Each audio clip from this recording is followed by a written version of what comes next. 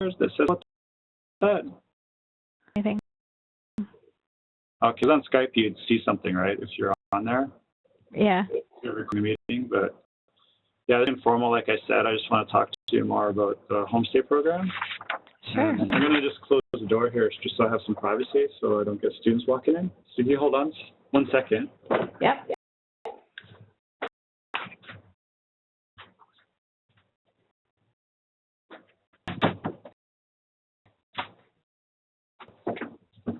So how's it going so far?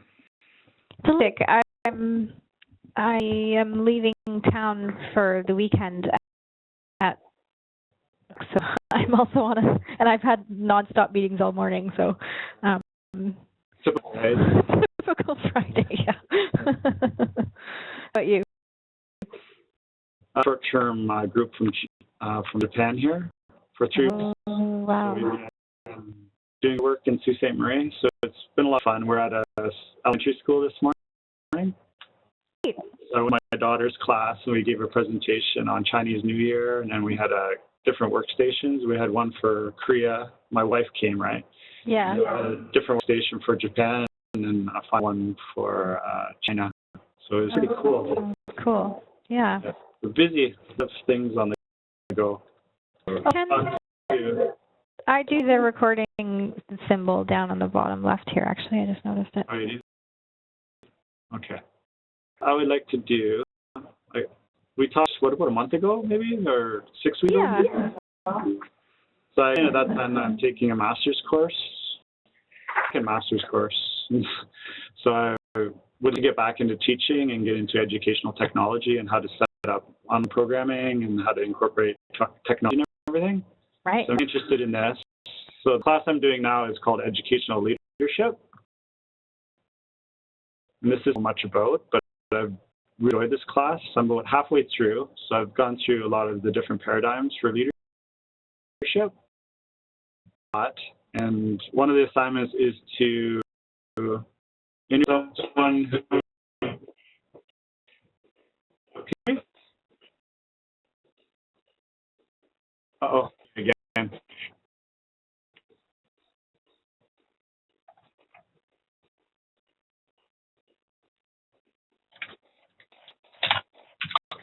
Still there?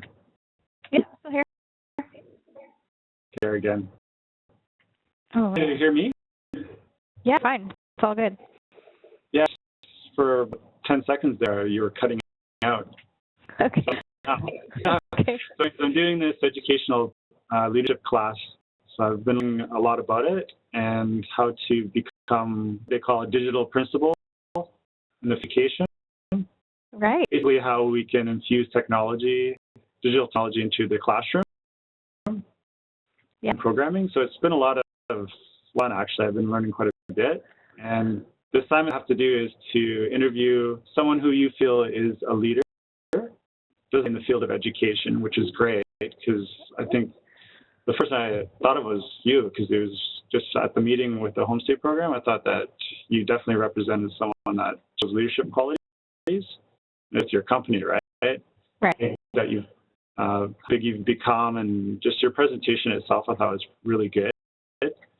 Pulled up and looked at our website. I've gone through some of the materials, so I just see a lot of like leadership qualities that you have in your family, and also through your program. Sure. Okay, so I'm happy to interview you. It's not really a formal thing. It's just something that I'll interview you, then I'll just write up a paper. And I don't actually have to submit this recording. It's just for my own personal use. No problem. In case you're wondering about that. So Okay. as soon as I write my paper, I'll just delete the recording. Okay, thanks. Some people worry about that kind of stuff, eh? So I know it's true. No, it's good to be aware of that. Yeah. I thought what would make it easier for both of us, some things that I'd like to discuss. So I'm just going to bring up an agenda sheet, and then we can kind of go through it, and that might make it easier for both of us. I'm going to share my screen, or try to. I haven't done this before.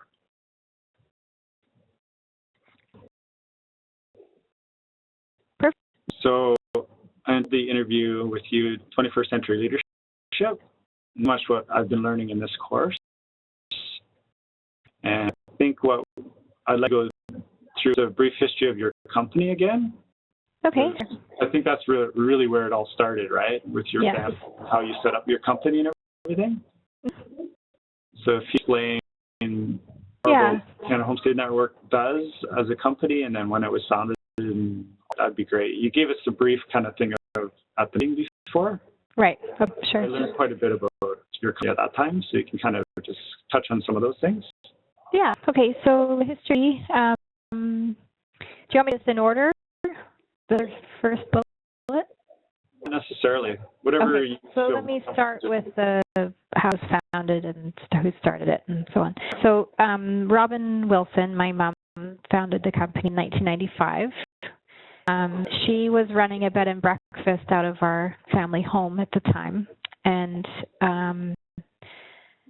she was well known in the hospitality industry for providing excellent service.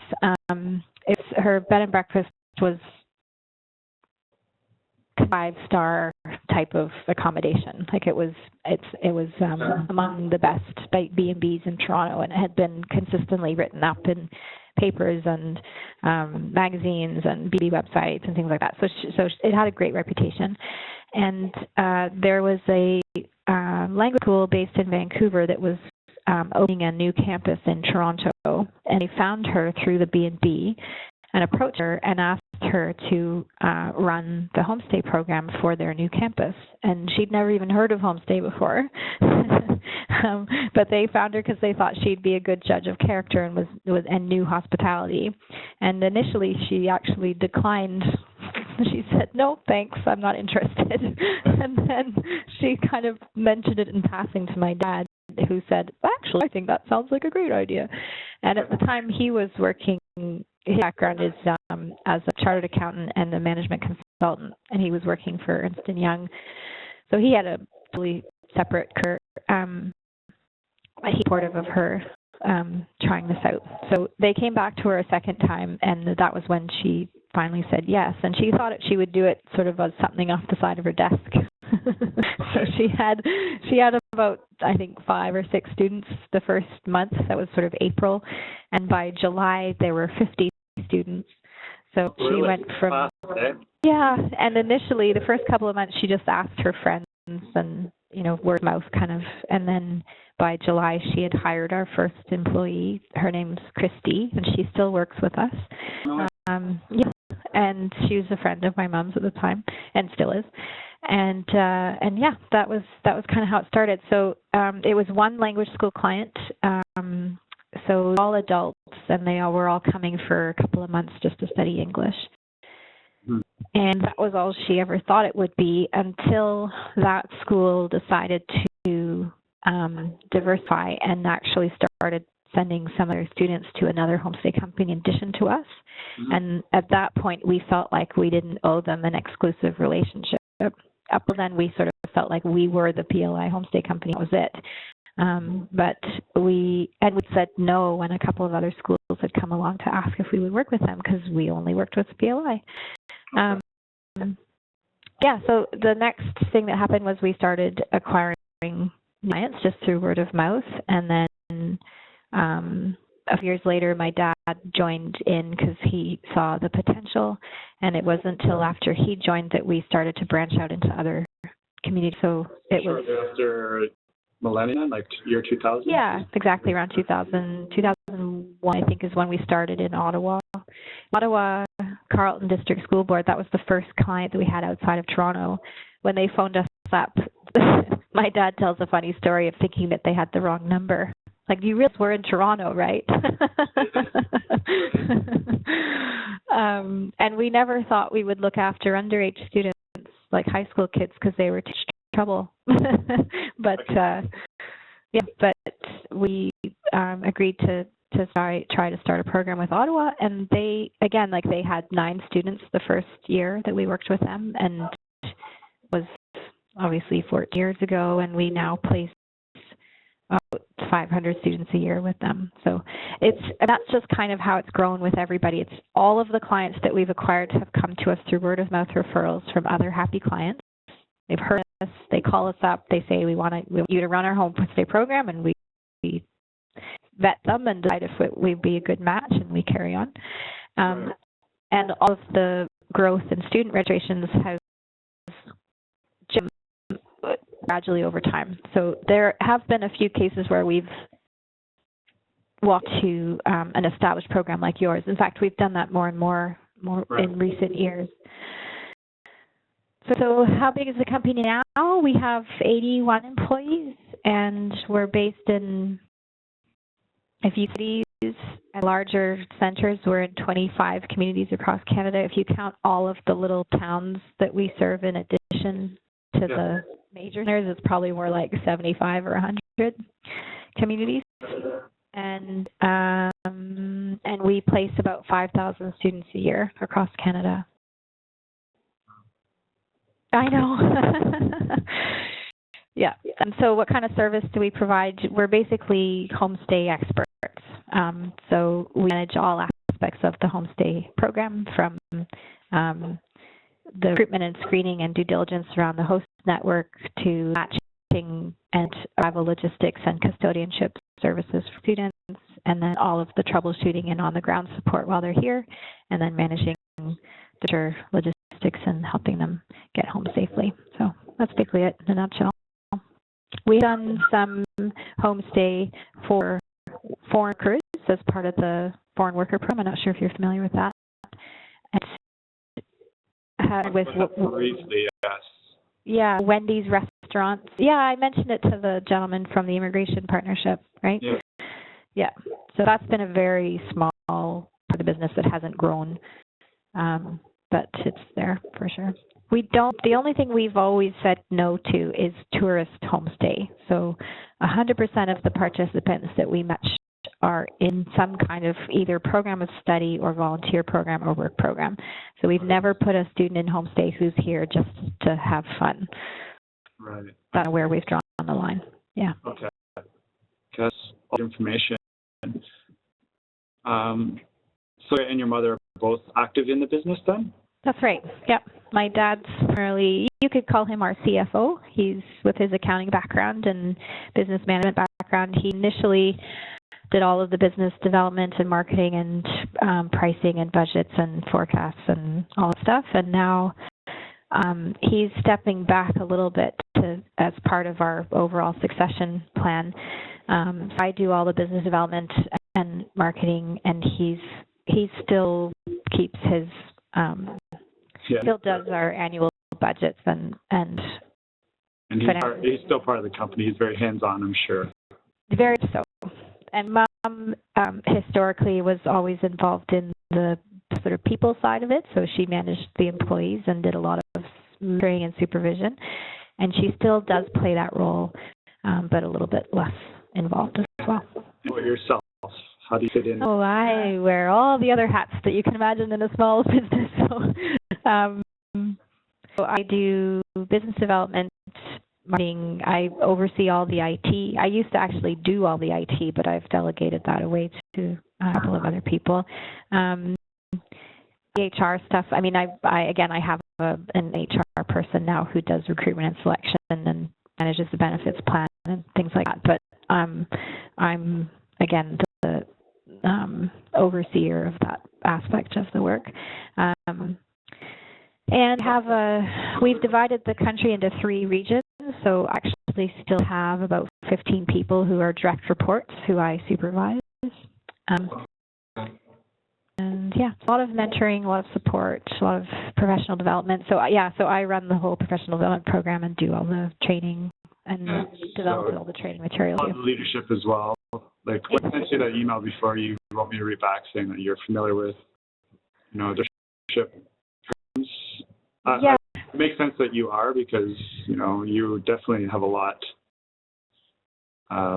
of people underneath you, and you have to motivate them to do a good job and to organize them. Yeah. It's an interesting story actually how I came to this role. When I first started 10 years ago, I didn't think that I would be staying at it for that long. It was sort of a job that I took on because it was convenient at the time. And then we had a team of a handful of people here that my parents thought it would make sense for me to supervise. And at and two of them were friends of mine, and I didn't really feel comfortable being in that sort of boss role. But that was a long ago. I've learned a lot, and I went back to school. It's my MBA in, what year was that? Oh my God, 2009. And I specialized in leadership as part of my MBA, so that's kind of where the academic part of it comes from. Like those books that I told you about were from, I read when I was in school. Just a quick look at those books. Maybe some time at the end just to talk about them. Yeah, they're great. They're good. But it wasn't until I did that program when I was in my MBA that I really learned about myself as a leader, because I had you know, I'm sure for your parents too, that's something that came naturally for them. They weren't really familiar with all the different leadership all this other stuff, right? So probably that you acquired from your parents, but then also through your education, you can always learn different things, right? Right. And I think it was the first time that I really understood that there are so many different paradigms about leadership, and people can be leaders in different ways. I always thought that the definition of a leader was someone who was charismatic and and gregarious and outgoing, and you know, that would sort of like stride forth and everyone would naturally follow them. And I totally don't see myself as that kind of leader. And in fact, I read a really great paper about leadership, and there was called again, I'll have to try and remember. Anyway, there was a section that talked about the kind of the quiet leader, like the of an introvert type of approach, where someone just sort of leads more like in a really subtle way. The example, right? Yeah, and that's totally my mom. You know, she would never call herself a leader. She's always kind of shied away from being in the spotlight. And it wasn't until I read that paper that I understood why she is effective without the charisma and the outgoing aspect. Yeah, you'll see some things just underneath here. It says transform a leader, just certain things: integrity, fairness, setting clear goals, high expectations, encouraging others, providing support. Which I didn't even think about that before you recommended that book. I started to read through just the first part of it. It was like tapping into people's emotions and all that. I didn't even know background as far as that kind of stuff. So I thought that was really interesting. It's interesting because we often assume that emotions don't have a place in the workplace or in professional relationships, but they're always there, and they're a huge part of how we interact with each other. So to ignore them is to, carve off a huge resource for you, and to park something that doesn't have to be parked, So acknowledging emotions and feelings and making them part of the conversation is really important. Developed your website, was that like an effort with you and your parents, or was it something that you took on? Oh, because you're reading through your website, and all that. I think it's really it's the reader for sure, and the viewer when you first go into your, the initial whatever. It's all about faces, and you want to meet each family. All about quality and work referrals and all that, and like the brand promise that you promote. That's really good. And that's sort of establishing as far as transformational leaders, that you're actually, you're giving a vision to not only your company, but to everyone that's involved with it. Right. And that's been very deliberate. Deliberate. A lot of that material was developed by my dad, and then as I was going through school, I further developed it. We actually did for the branding piece that you talked about. We did a workshop with a friend of mine from MBA school who's an expert in marketing. So he helped us sort of crystallize exactly what our mission was and develop that wording that you see there. The values we talk about, that was part of an exercise that I facilitated at our biannual meeting 3 years ago. So, and I could tell you more about how we developed that, but the long story short is that we worked together as a company to come up with values that we all felt that we shared. And the beginning place was to think about our own personal values and then to tie those into what we felt the company stood for. So that was a really rewarding. Like certain level of buy-in rate from that, right? Totally, 100%. Yeah, and it's been research that shows that the more alignment there is between personal values and corporate values, the more commitment and loyalty there is to an organization on behalf of its employees. So, and I introduced the statistics that showed that and said, look, it doesn't work for you. If you don't agree with what we're trying to do here, then we won't be seeing you for very long. So let's make sure that this resonates and it works for you. And giving them a chance to actually say that they're not happy with that, right? Oh, yeah. And one of the topics that we address in our professional development sessions once a year is on ethics. And that's the topic where we get to really dig into the tough conversations and the dilemmas that are presented to us with these intercultural communication and conflicts and things like agents requesting 100% Canadian families, whatever that means, right? It means like you and me. How does our team respond to that? And do you feel okay with to do that or not? Or how do you push back in a way that's consistent with your values? And, that sort of stuff. Yeah. So you have a clear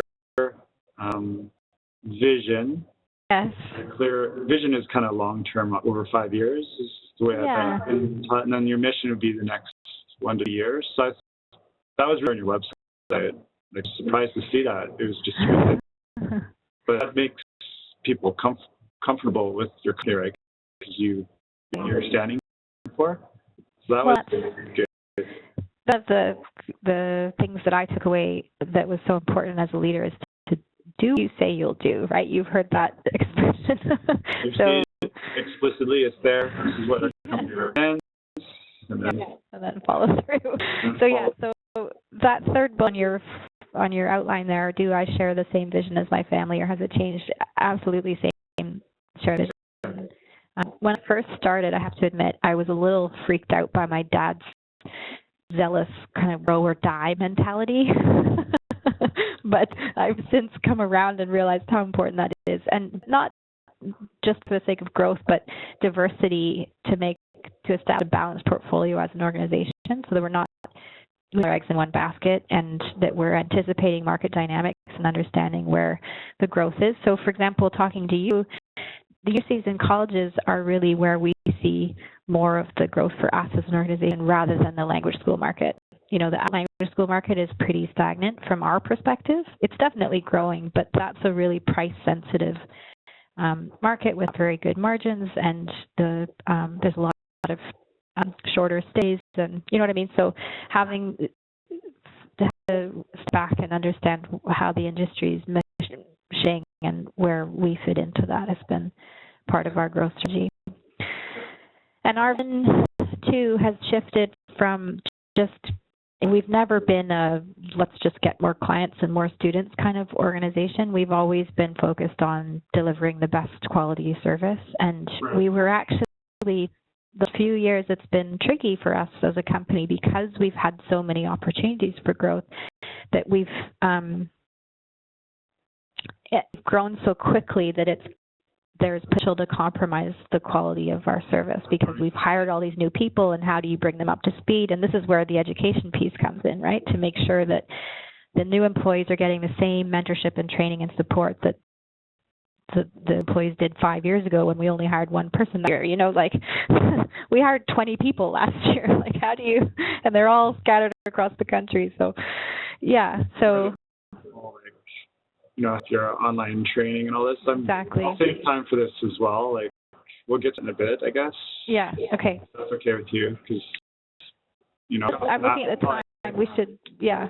Yeah, so definitely a transformational leader, just based on the definitions of a transformational leader. The list, I definitely see that in your company. Right. What you represent. They're at the bottom of this first page. Okay. Just out for me, so transformational leaders are those who inspire followers people to achieve extraordinary outcomes and in the process develop their own leadership capacity. So I definitely that's what you're trying to accomplish with your company. Absolutely. I've talked about the notion of leadership a lot over the years, and I've always told our staff that they are each leaders in their own right. We've been very careful about job titles, for example, and the way that we've structured the organization is a very flat organization. We don't have a lot of layers of management, and people have a lot of autonomy, and there's a huge of trust in the company. Obviously, we're all working from home offices, and everyone records their time on their time cards, and I have no way of knowing if they're actually working what they're doing. I mean, little things like that. So I encourage them to think about how they can demonstrate leadership by holding themselves and their colleagues accountable, by presenting the face of the company to all of our stakeholders. I remind them every day that every interaction they have with every host and student represents the company, and so all of that stuff. Yeah, so definitely, this totally resonates with me. This quote. I thought it would. Yeah, it's good. So when I'm scrolling down here, you can actually see me scrolling down. Yep. Okay. So I'd like to just talk a little bit more about how does one become a transformative leader. Okay. This is something that's more naturally for you, but maybe not for other people. Part was create an inspiring vision of the future. So you can see that in your website. We've kind of talked about that point. Yeah. So kind of the first thing that a transformative leader would do. Yeah. You want to be to motivate people to buy into and deliver the vision. And you touch upon that as well. Underneath there, you'll see some key ideas. The first two are related to that. Inspirational motivation. You articulate your vision to your employees, right? And then everyone who's involved with your company. Passion and so use motivation techniques or strategies to then fulfill the goals of your company, right? So I think this is definitely what we've talked about. When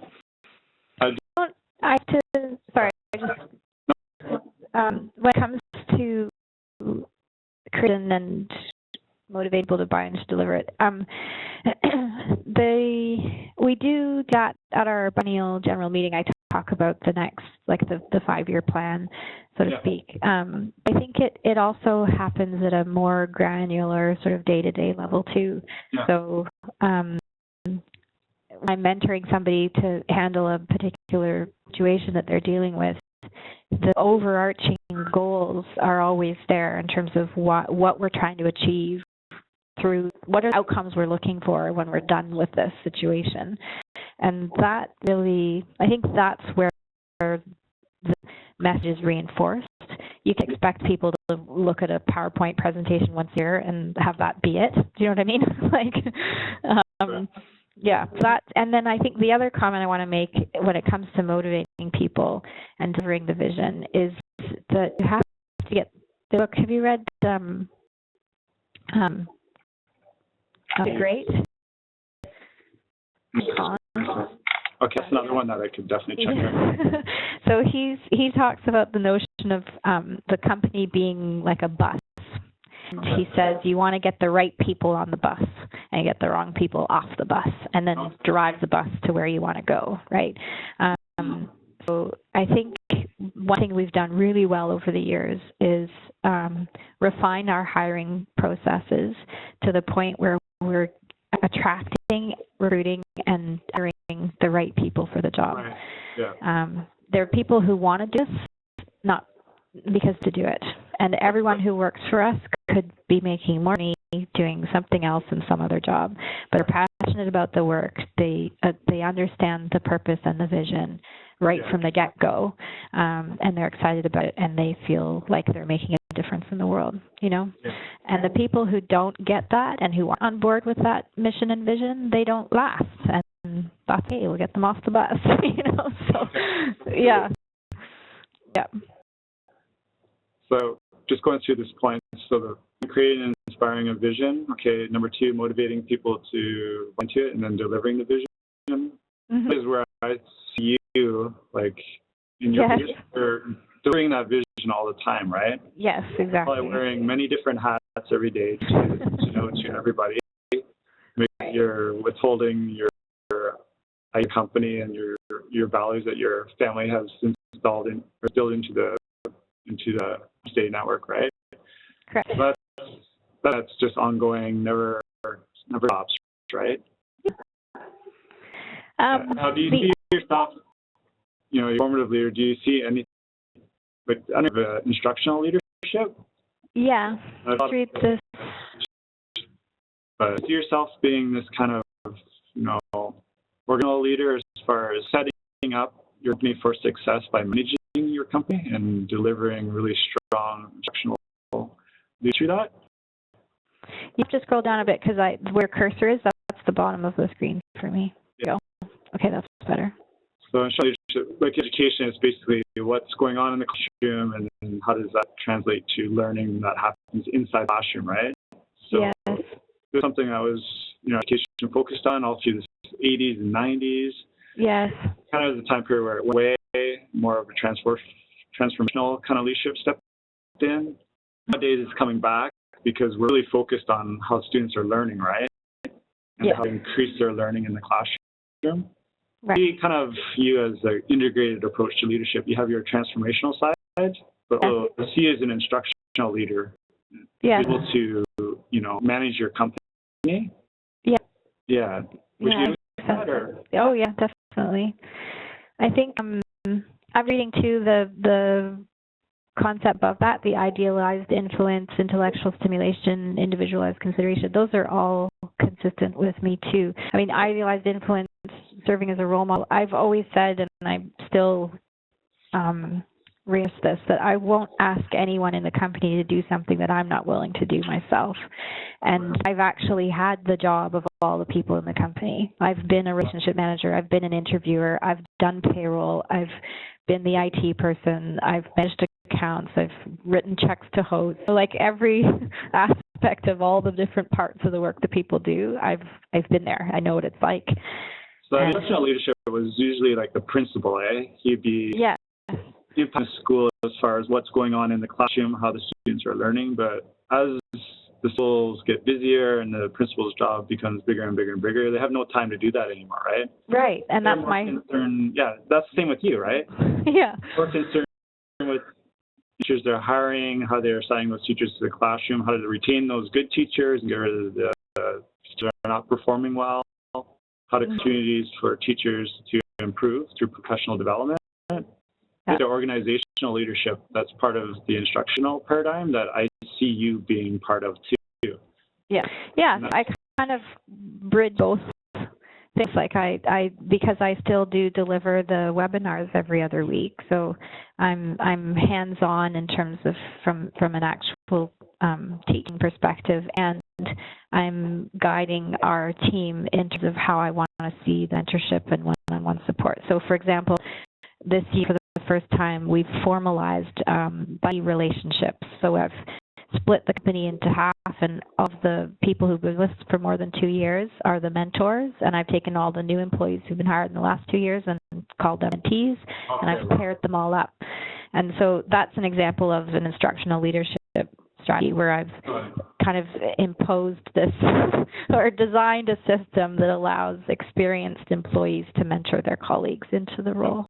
Right. Leadership there, because you can't do everything, right? Yeah, exactly. You can't wear all the different hats and still run the company the way you want it to. So there's a little bit of like you have to not step back, but at least organize company. Delegate. But make sure that they're still promoting the vision of the company, right?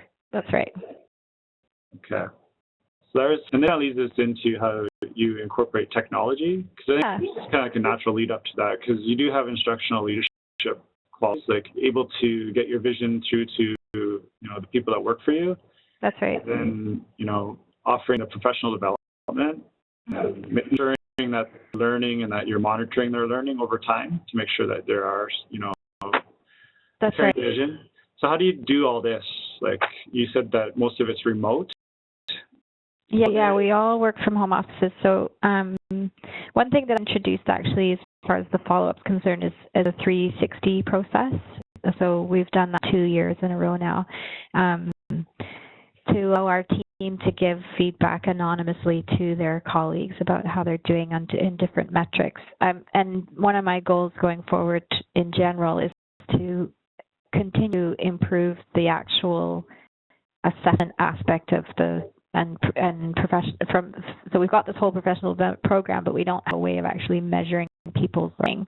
There's no test. There's no the whole notion of metrics is something where we could improve, but that's come.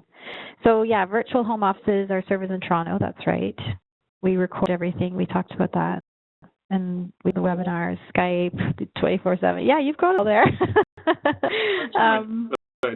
So if you can expand on just actually what you do for the webinars, how that's set up as far as the technology that you use and how you actually implement that, great.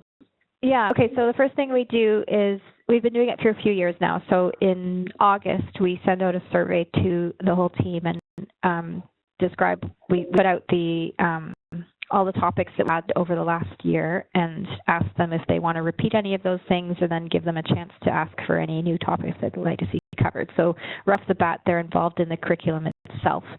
Then in September, I develop a schedule for the whole year, which runs September to June. And so they've got a calendar, and they know in advance what all the topics are as we go through the year. And we have a session over Christmas, and so and I try to time the topics to correspond with the different things that are happening in their work life. So, for example, we talk about student orientations in September when they're going to be doing student orientation. And then they're scheduled.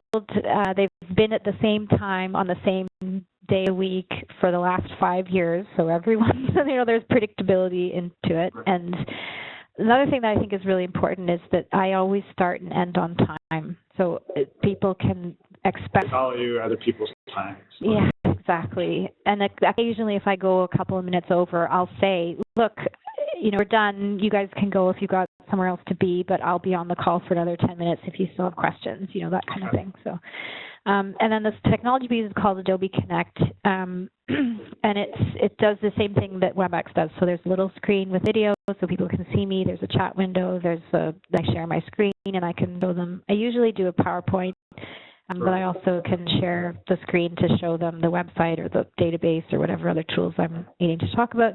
And then the tool also allows us to do breakout sessions as well, but I've found that to be a little awkward, and I try to get some interactivity where I'll ask people questions and people will chat the chat window to interact with each other. And then sometimes I'll co-present with someone, so we might have 2 people talking, and I can grant microphone rights to various participants so they can speak if they have something longer than what they actually type. And it's always just 1 hour, and that's basically it. I don't know, does that answer your question? It does. I'm familiar with Adobe, so I'm comfortable with that, like I said before. So I'm familiar with how that can be used to online workshops. I think it's a really powerful tool. Learning curve for people that are getting onto it the first time, with the microphone. Yeah. Yes, that's right. Yeah, but it works well, and I like all the little modules.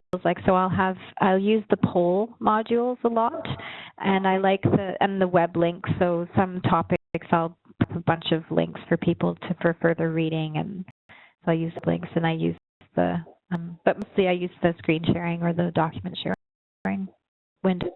Now you did mention that you do have like a biannual conference, or was it? So it's biennial, so it's every 2 years. Okay. Yeah. So every 2 years. And we bring all of our employees together from across the country in person and do have a retreat / professional development workshop weekend. And it runs from Wednesday to Sunday. So Wednesday is a travel day. Thursday, Friday, Saturday are full days. And Sunday we do a half day and people leave after lunch. And how would you incorporate technology during that? Do you less of that? Because you do a lot more in person. So the year we, the only thing that was really technical was we did a session on emotional intelligence, and so people had to fill in a questionnaire in advance of the meeting. So getting feedback just yes. to support what you're talking about.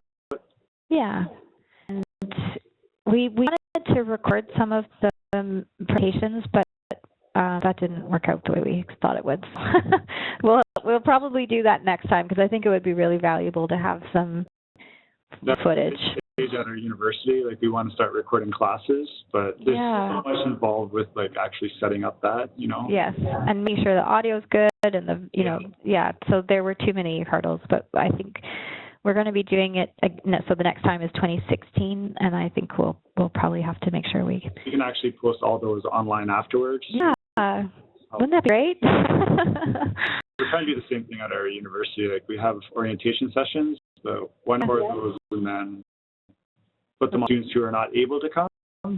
It's dangerous because if students know they're online, they might not show up for the meeting or the orientation session. So not sure that really is going to play out for our university, but you're probably in the same situation.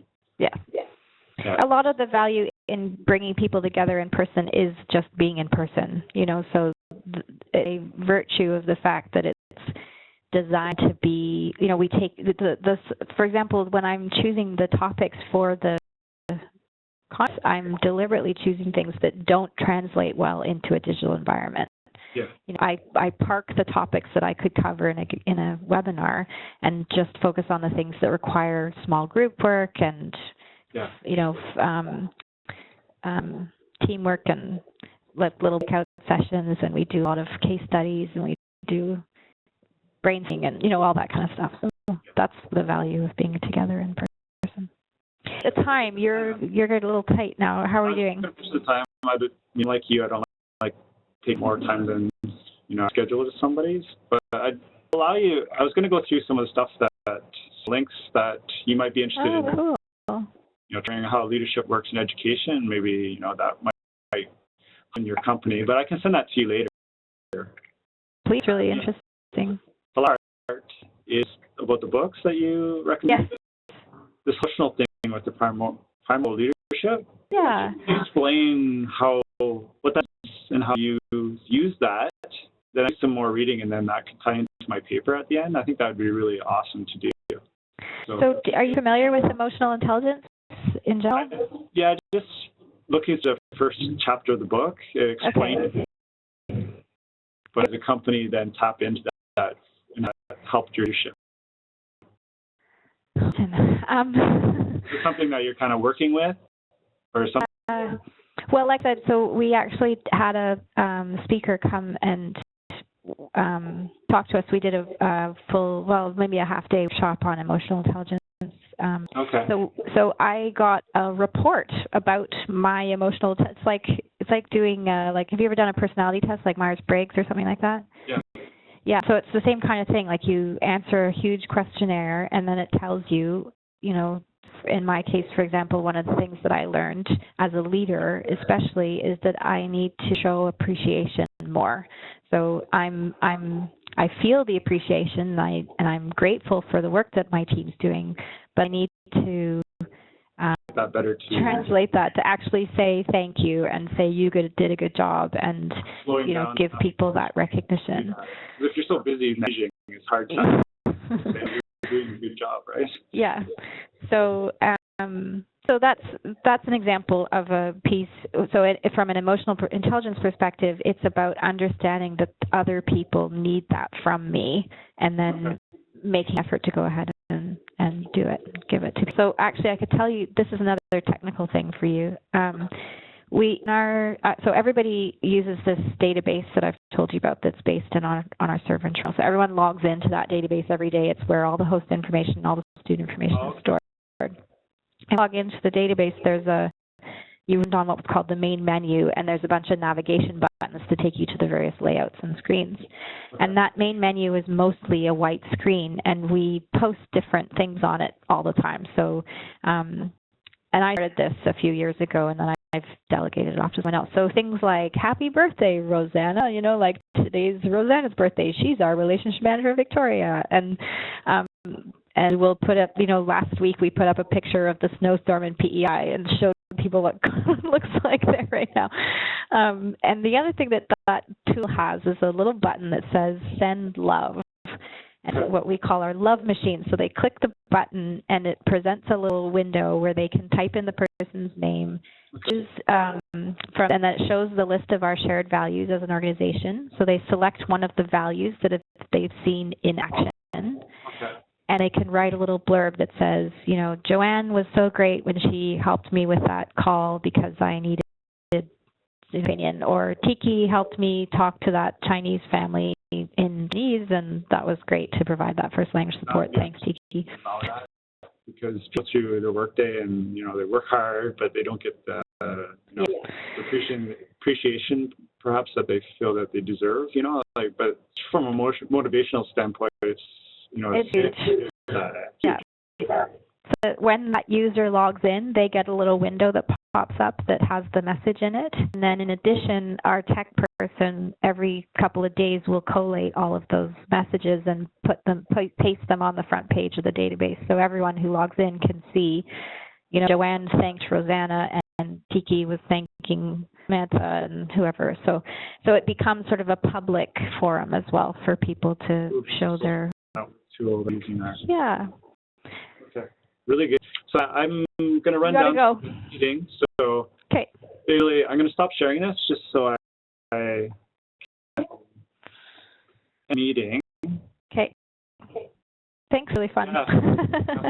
I hope you got enough material, but if you... more than enough. I could talk to you for another hour, I'm sure. I was going to ask you some other questions, but, I think I have to definitely read a 4 to 6 page paper. Okay.